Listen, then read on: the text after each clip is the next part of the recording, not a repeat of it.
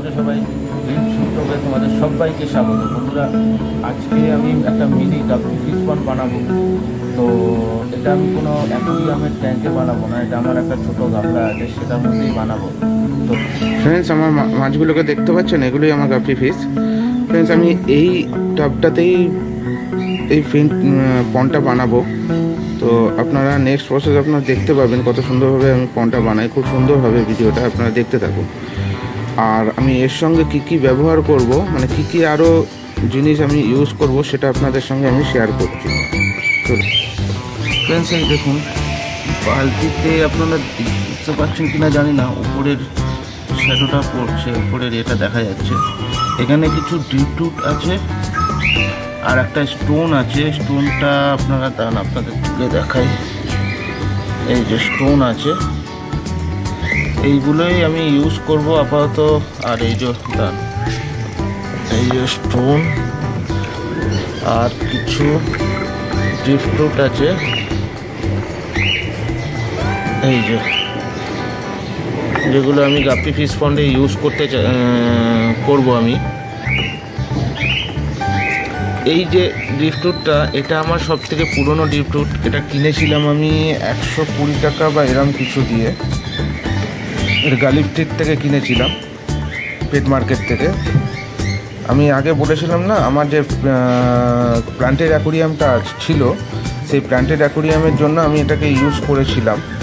কিন্তু তারপর তো ওটা উঠিয়ে দেওয়ার পরে এটা রেখে দিয়েছিলাম, আমি ফেলিনি। আজকে এতদিন বাদে, এত বছর বাদে এটা কাজে লেগে যাবে।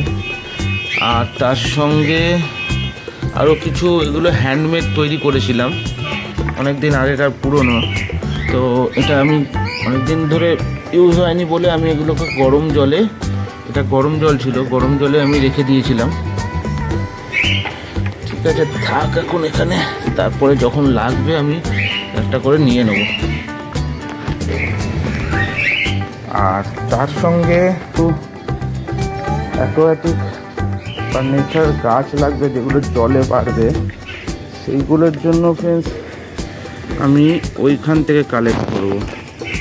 আপনারা দেখছেন, ওটা পুরো জলজ জায়গা, পুরো জল জমা থাকে ওখানে। কিছু পানা কচুরি টচুরি সব ভর্তি হয়ে রয়েছে, ডাকুইট যেগুলোকে বলা হয়। ওই যে ওখান থেকে আমি কালেক্ট করব, ওখান থেকে। ঠিক আছে ফ্রেন্ডস, সেট আপটা আমি এখানেই করব। এই যে আমার খাঁচা সব set up, bird set up আছে, তার পাশেই আমি এখানে গাপ্পি ফিশ পন্ডটা করব। তো দেখতে থাকুন, সেট আপটা দারুণ হতে চলেছে। এই দেখুন, যেগুলো সেই ওপর দিয়ে দেখাচ্ছিলাম সেগুলো আমি কালেক্ট করে নিয়ে এসেছি। ওখানে ক্যামেরা করতে পারিনি, কারণ আমি ওখানে নিচে নামতে পারছিলাম না, লাঠি দিয়ে যা হোক করে তুলেছি। এগুলোতে আপনার দারুণ লাগবে, দারুণ লাগবে। তো ভিডিওটা স্কিপ করবেন না, পুরোটা দেখতে থাকুন।